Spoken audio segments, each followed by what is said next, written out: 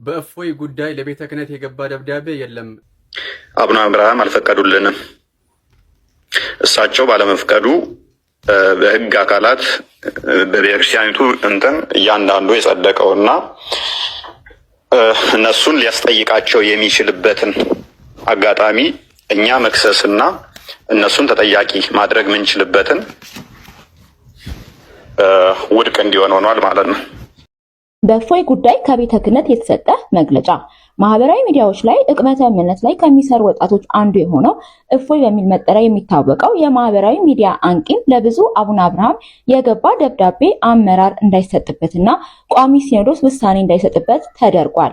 ይህ የሆነው ደግሞ በብፁዕ አቡነ አብርሃም ቀጥተኛ ትእዛዝ እንደሆነ ተደርጎ በስፋት የሚሰራጭ ዜና መኖሩ ብዙዎችን እያደናገረ መሆኑን ይታወቃል። በደሙ በተደረገ ቤዛነት ያዳነን አምላካችን ኢየሱስ ክርስቶስ ነው። ድንግል ማርያም ግን ለኛ መዳን ምን ያህል አስፈላጊ ነበረች? ሰላም ጤና ይስጥልኝ። እንዴት አላችሁ? ውድ የተከበራችሁ የዩአብ ሚዲያ ተከታታዮች፣ እንግዲህ ዛሬም ደግሞ በተለያየ መረጃ ወደ እናንተ መጥቻለሁ። ዛሬ ከምንመለከትባቸው ጉዳዮች መካከል እንግዲህ በአንድ ሰሞን እፎይ ለቤተ ክህነት ደብዳቤ ቋሚ ሲኖዶስ ክስ እንዲመሰርት ደብዳቤዎች አስገብተን ማስረጃዎች ሰብስበን ነበር የሚሉ ነገሮች በማህበራዊ ሚዲያ ሲሰራጩ ነበር። ብፁዕ አቡነ አብርሃም እንደከለከሏቸው ተቀባይነት እንዳልሰጧቸው ሲናገር እንደነበር በስፋት ሚዲያ ሽፋን ሲያገኝ ነበር። ቤተ ክህነቱም ደግሞ ይህንን ተመልክቶ በህዝብ ግንኙነቱ በኩል መግለጫ ወጥቷል በእፎይ ጉዳይ። ያን የቤተ ክህነት መግለጫ የምንመለከት ይሆናል። እንዲሁም ደግሞ እንግዲህ ሰሞኑን አንድ ብፁዕ ሊቀ ጳጳስ እመቤታችን ቤዛ አይደለችም፣ ቤዛ አትባልም የሚሉ ነገሮችን እንዳነሱ ሁላችንም የምናውቀው ነው። በጣም በኦርቶዶክሳውያን ዘንድ ከፍተኛ ቁጣ እየተነሳበት ነው። ብዙ ቁጣዎችን ቀስቅሷል። ብዙ መምህራኖች በዚህ ዙሪያ ሀሳባቸውን እየሰጡ ይገኛሉ። ብፁዕ ሊቀ ጳጳሱ ወጥተው ማብራሪያ መስጠት አለባቸው። ማብራሪያም ብቻ አይደለም፣ ይቅርታ መጠየቅ አለባቸው። ዓላማቸው ምን እንደሆነ መታወቅ አለበት እስከ ማለት ሁሉ የደረሱ አሉ። ይህንንም አንዳንድ ጉዳዮች እንመለከታለን። እንዲሁም ደግሞ ያለንበት እንግዲህ በዓለ ሃምሳ በትንሣኤው በዓል እያከበርን እንገኛለንና በዚህ በትንሣኤ ጾም የማንጾምበት ምክንያት ምንድን ነው? ለምሳሌ ሮብና አርብን በዚህ ትንሣኤ ጾም አንጾምና ምክንያቱ ምንድን ነው የሚለውን እናያለን። ዛሬ ደግሞ በቤተክርስቲያናችን ስርዓት ማክሰኞ ነው። እንግዲህ ከትንሣኤ ሶስተኛ ቀን ማለት ነው፣ ሁለተኛ ቀን ማለት ነው። ይሄ ማክሰኞ ደግሞ በቤተክርስቲያናችን አጠራር ስም አለው እና የሚታሰብበት እነዚህ ነገሮች በስፋት እንመለከታለን። ከእናንተ የሚጠበቀው እስከ መርሃ ግብሩ ፍጻሜ ድረስ አብራችሁኝ መቆየትና ከምን ጊዜውን በላይ ቪዲዮውን ላይክ አድርጉት። እስቲ ሁላችሁም ላይክ አድርጉት። አካውንታችንም ትንሽ ዝቅ እያለ ስለሆነ ነው። አመሰግናለሁ። ስለ ሁሉም ደግሞ እንደተለመደው በዚህ ቤት እግዚአብሔርን አመስግነን ነው የምንጀምረውና ከኔን ጀምሮ እግዚአብሔር ይመስገን እያልን እንጻፍ በኮሜንት ሴክሽን ላይ። እግዚአብሔር ለዚህ ሰዓት ስላደረሰን ትንሣኤውን እንድናይ ስለረዳን ስሙን እናመስግን። ደግሞ ለብርሃነ ዕርገቱም እንዲያደርሰን የእሱ የአምላካችን ቅዱስ ፈቃድ ይሁንን። ሁላችሁም እግዚአብሔር ይመስገን ሳትሉ እንዳታልፉ። እስቲ እፎይ ምንድን ነው ያለው? በብፁዕ አቡነ አብርሃም ላይ ለማስታወስ ያህል ምንድን ነው ያለው? ቤተ ክህነት ውስጥ ምን አይነት መግለጫ ነው የሰጠው የሚለውን ተመልክተን እንመለስ። አቡነ አብርሃም አልፈቀዱልንም። እሳቸው ባለመፍቀዱ በህግ አካላት በቤተክርስቲያኒቱ እያንዳንዱ የጸደቀውና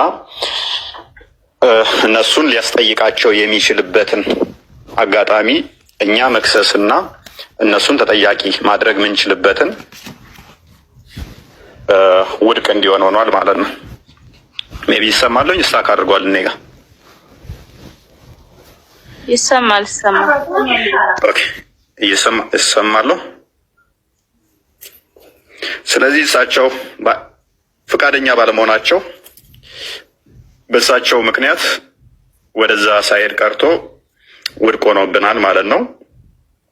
የሊቃውንት ጉባኤ እንትኑም አምጡ ወደኛ የተነሱትን ጽርፈቶች ምላሽ የሚያስፈልጋቸውንም ምላሽ እንሰጣለን፣ በህግ የሚጠየቁትንም በህግ እንጠይቃለን ብለውን ነበረ። እንግዲህ ወደዛ ለመሄድ አሁንም አቡነ አብርሃም መፈቀድ ነበረባቸው። አቡነ አብርሃም ሊፈቅዱልን አልቻሉም። ጋርቤጅ ውስጥ ጨምረውታል ማለት ነው። በህግ አካላት ረቆ የጸደቀውንና የቤተክርስቲያኒቱ እንትኖቹ የያዙትን ውድቅ እንዲሆን አድርገውብናል ማለት ነው። ስለዚህ ያለው አማራጭ በህግ እኛ መክሰስ እንዳንችል አቡነ አብርሃም አግደውናል፣ ከልክለውናል። እሱን ለምንድን ያደረጉት ደውላችሁ ጠይቋቸው። ምናውቀው ነገር የለም። በእፎይ ጉዳይ ከቤተ ክህነት የተሰጠ መግለጫ። ማህበራዊ ሚዲያዎች ላይ ጥቅመተ እምነት ላይ ከሚሰሩ ወጣቶች አንዱ የሆነው እፎይ በሚል መጠሪያ የሚታወቀው የማህበራዊ ሚዲያ አንቂም ለብፁዕ አቡነ አብርሃም የገባ ደብዳቤ አመራር እንዳይሰጥበትና ቋሚ ሲኖዶስ ውሳኔ እንዳይሰጥበት ተደርጓል። ይህ የሆነው ደግሞ በብፁዕ አቡነ አብርሃም ቀጥተኛ ትእዛዝ እንደሆነ ተደርጎ በስፋት የሚሰራጭ ዜና መኖሩ ብዙዎችን እያደናገረ መሆኑን ይታወቃል። ይሁንና ወደ ቋሚ ሲኖዶስም ሆነ ወደ ብፁዕ አቡነ አብርሃም እፎይ የተባለ የማህበራዊ ሚዲያ አንቂን በተመለከተ በአካል ቀርቦ ምንም አይነት ማመልከቻ ያስገባ አካል አለመኖሩንና የማህበራዊ ሚዲያ በዙ ዙሪያ ብፁዕ አቡነ አብርሃምን መሰረት በማድረግ የሚተላለፈው ዘገባ ፍጹም ሐሰተኛና መሰረተ ቢስ መሆኑን እየጠቆምን እውነትነት የሌለው መረጃን በማሰራጨት የብፁዓን አባቶችን ስም ለማጥፋትና መልካም ስማቸውን ለማጠልሸት የሚደረገው ሙከራ ሁሉ ተቀባይነት የሌለው ነው ሲል በመግለጫው ተገልጿል።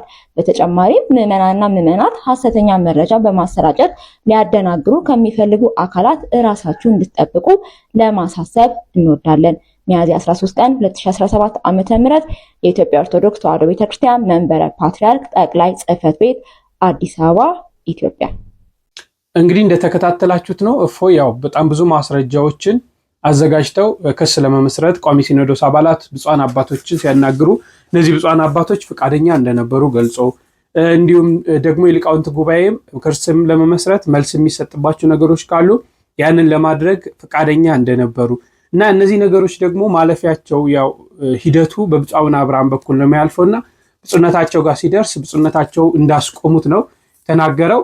ይህን ተከትሎ እንግዲህ ቤተ ክህነቱ ያው የኛ ቤተክርስቲያን እንደሚታወቀው በመንፈስ ቅዱስ የምትመራ ቤተክርስቲያን ስለሆነች አባቶቻችን እኛ በጠበቅናቸው ሰዓት መግለጫ ይሰጣሉ እንዲህ ይላሉ ብለን ስንል ምንም ነገር አይሉም እና አልፎ ግን ስራዎችን እየሰሩ እንደሆነ በአንዳንድ ነገሮች እንመለከታለንና ብፁዕነታቸውም አሁን ከጾሙ አልፎ በዓሉ አልፎ በትላንትናው ዕለት በህዝብ ግንኙነቱ አማካኝነት መግለጫ ወጥቷል። ይሄ መግለጫ ምንድነው?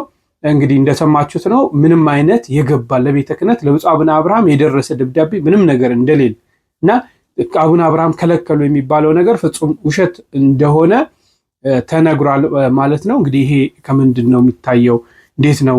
ማን ነው እፎይንስ ብፁዕነታቸው ከለከሉ ያለው? እውነት ብፁዕነታቸውን አግኝቷቸው ነው በአካል የተከለከለው ወይስ ምን አይነት ነው የሚሉ ነገሮችን በመካከል ያሉ ነገሮችን ማጥራት ያስፈልጋል። እንግዲህ በህዝብ ግንኙነቱ ምንም አይነት የመጣ ነገር እንደሌለ ብፁዕነታቸው እንግዲህ በሚመሩት በህዝብ ግንኙነቱ በኩል ለህዝብ ምዕመናኑ ይህ ነገር ወጥቷል። እንደተከታተላችሁት ነው ማለት ነው። መካከል ላይ ያሉ ነገሮች ምን እንደሆኑ ደግሞ መረጃዎች በሚወጡ ሰዓት አጣርተን ወደ እናንተ የማደርስ ይሆናል።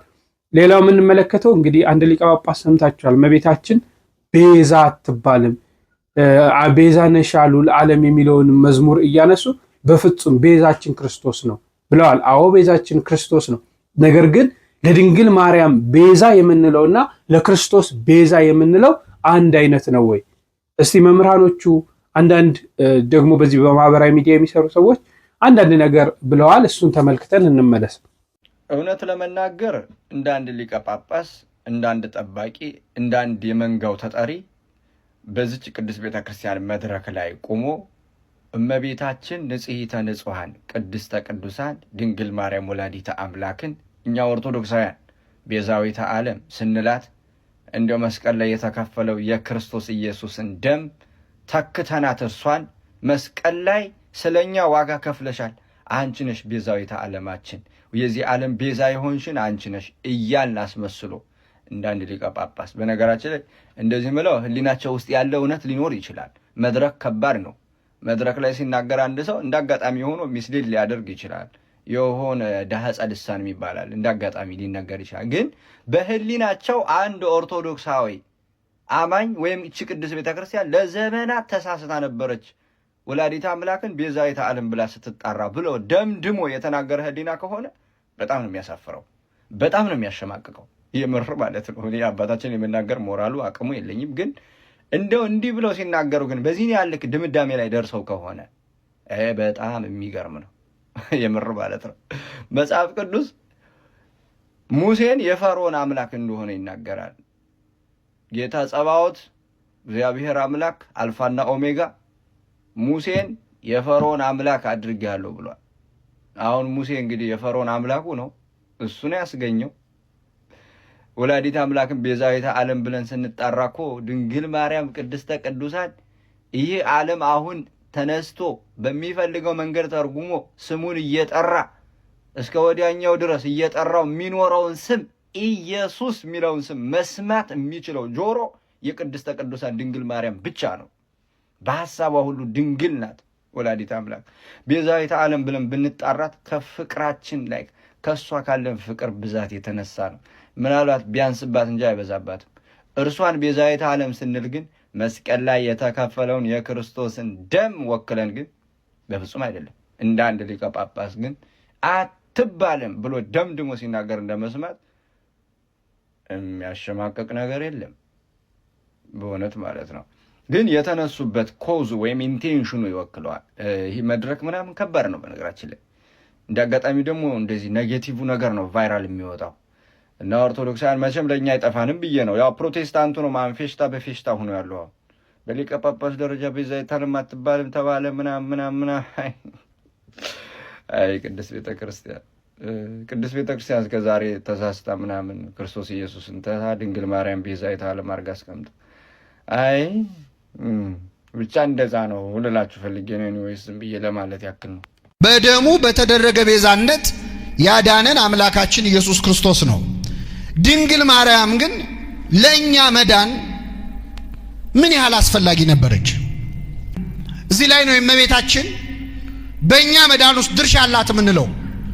መቼ እንደተጸነሰ ሰዎች ይረሱታል። እግዚአብሔር አምላክ ሰው የሆነው መቼ ነው? ገብርኤል መጥቶ ትጸንሻለሽ፣ ደስ ይበልሽ፣ ጸጋ ይሞላብሽ ወይ ሲላት ጸንሳለች? አልጸነሰችም?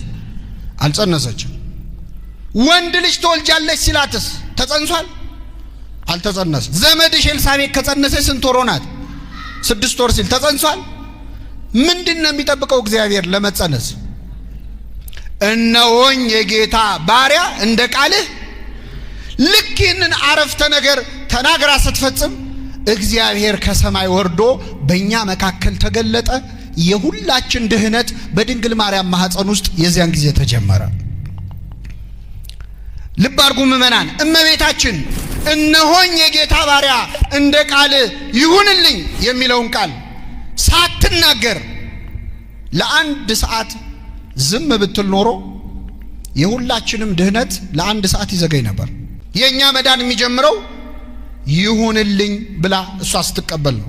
የድንግል ማርያም ቤዛዊነት ግን ታዳጊነቷ፣ አማላጅነቷ፣ ቃል ኪዳኗ፣ ዘላለማዊ ድንግልናዋ፣ ሁለተኛ ሔዋን በመሆኗ በመሳሰሉት የተብራራ እመቤታችን ትባላለች። እንዴ እዚህ መጽሐፍ ቅዱስ ላይ አለ አይደለም? የግዕዝ መጽሐፍ ቅዱስ ብትመለከቱ እኮ ታገኙታላችሁ።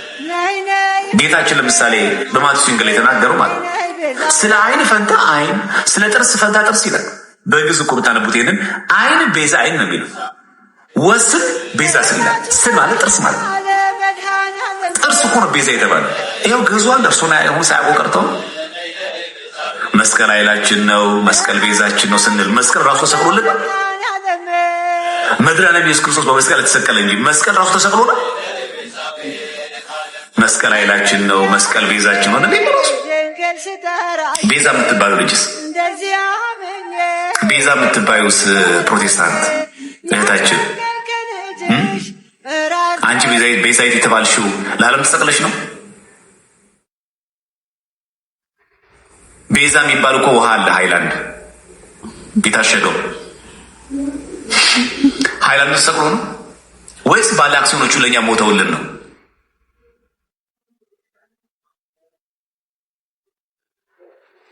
እና ትንሽ ረጋ ብሎ ማሰብ ተገቢ ነው እንጂ ቤዛ የምትባል ልጅ አለች፣ ቤዛ የሚባል ሃይላንድ ውሃ ምዶሲ በጣም ኮስተራ ነገር ነው።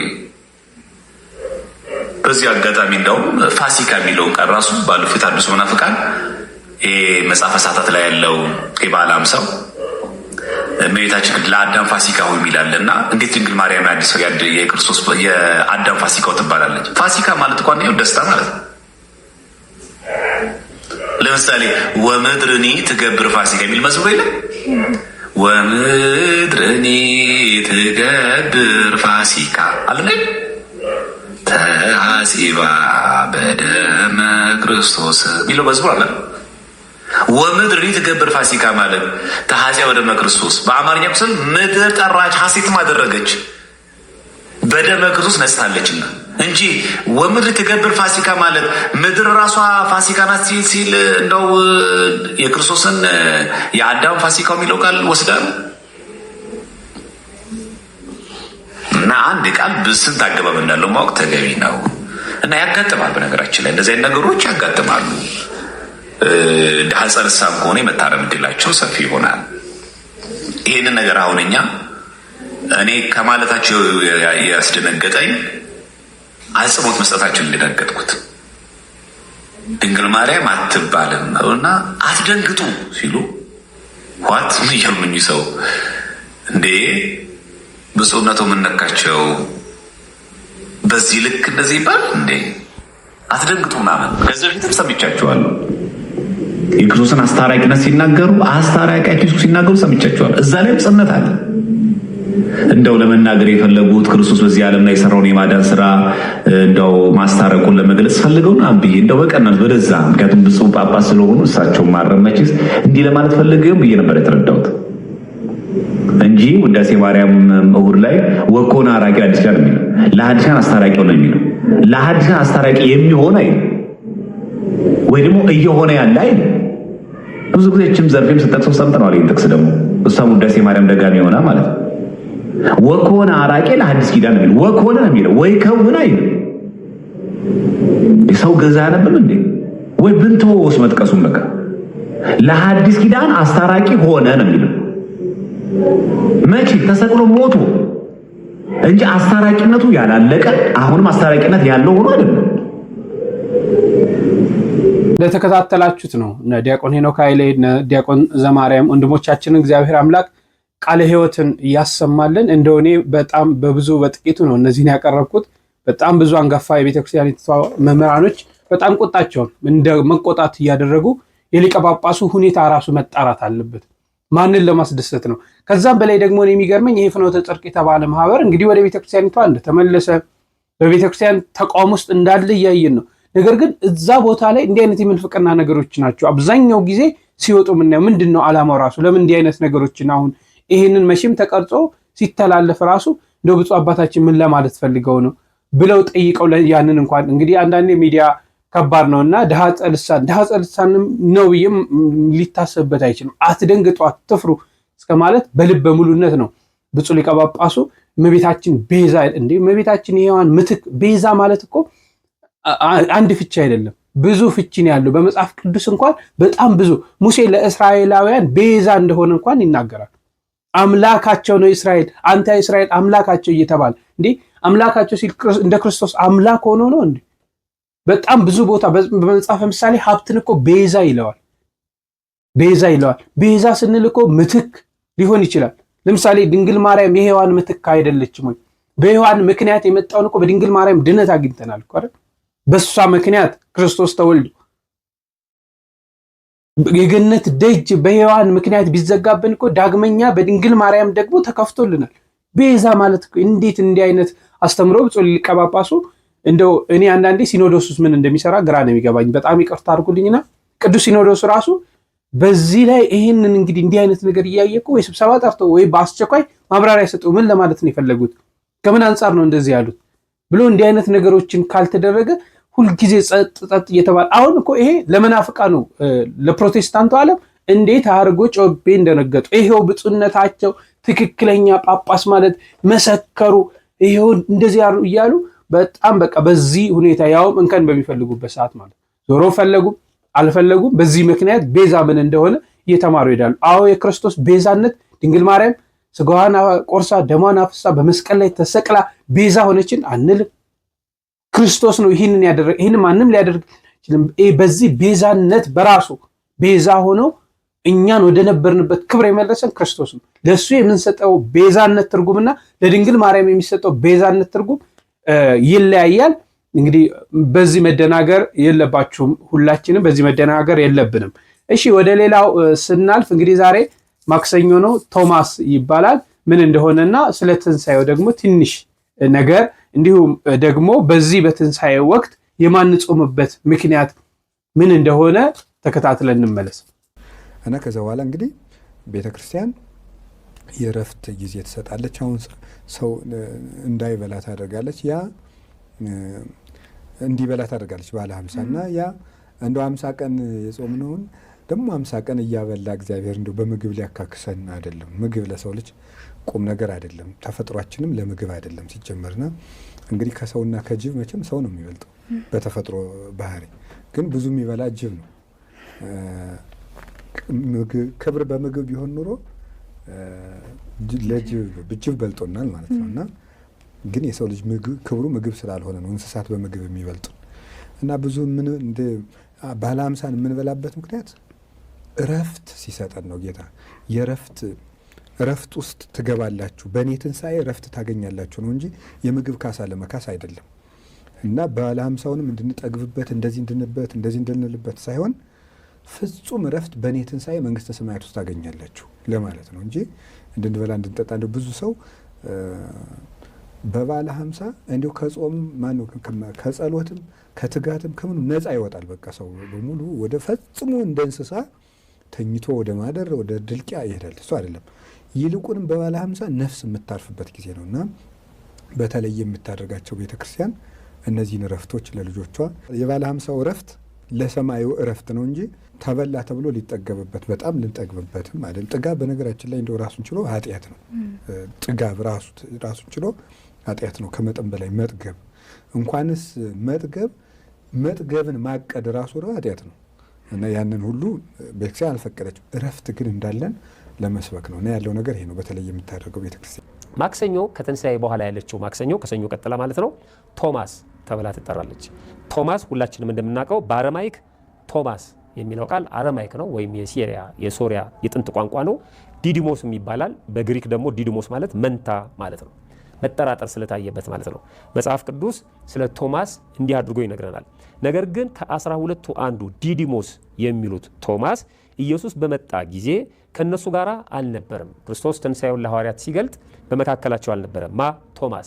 ሌሎቹ ደቀ መዛሙርቱ ጌታን አይተነዋል አሉት።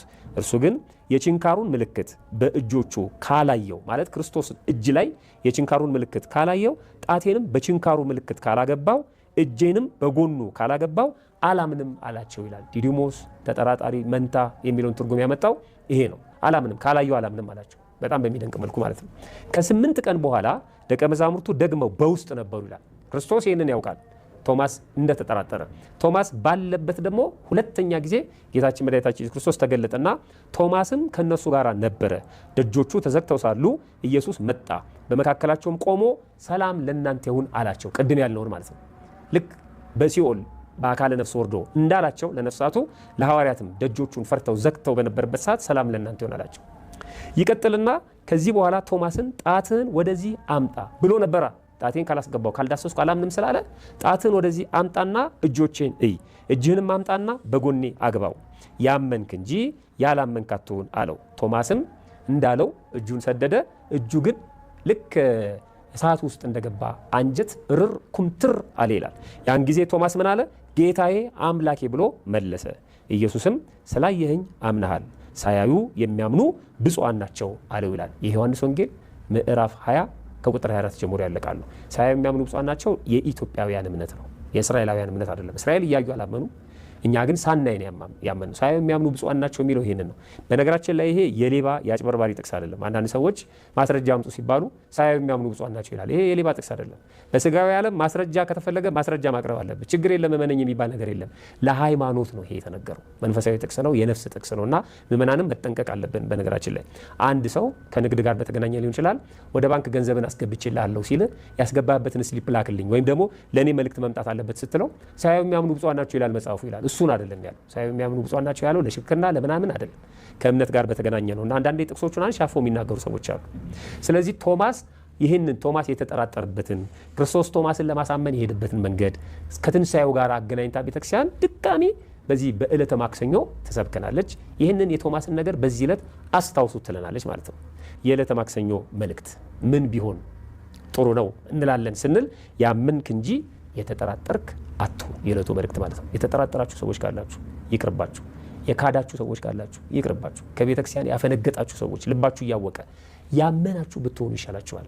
ከትንሣኤ በኋላ እንዴት የተጠራጠረ እንሆናለን? ክርስቶስ ተነስቶ የአራት ቀን አስከሬን አልዓዛርን አስነስቶ እንዴት በትንሣኤ ላይ እንጠራጠራለን? ያመንክ እንጂ የተጠራጠርክ አትሁን የዕለቱ መልእክታችን ነው። ሌላው የጌታችን መድኃኒታችን ኢየሱስ ክርስቶስ የትንሣኤው ምስክር የጠላት ምስክር ነው። የጠላት ምስክር አይሁድ ያደረጉት ተንኮል ጌታ እንደተነሳ ምስክር ነው። የመጀመሪያው መቃብሩን ትልቅ ደንጊያ መግጠማቸው ነው። ያን ደንጊያ ማንም ማንሳት አይችሉም። ደቀ መዛሙርቱ እንኳን እንዳያነሱት ቅዱስ ዮሐንስ አፈወርቅ ይህን አንቀጽ ሲተረጉም እንደተናገረው በጾም በጸሎት የደከሙ ድሃ ምስኪን ሐዋርያት ያንን ድንጋይ የማንሳት ጉልበት የላቸውም ብሏል። ትልቅ ደንጊያ ነው የገጠሙት። ስለዚህ ያ መገጠሙ እንደታተመ ደግሞ መነሳቱ ሲከፈት ደግሞ ስጋው አለመገኘቱ የጠላት ምስክርነት ነው። ሁለተኛ በማህተም አትመውታል።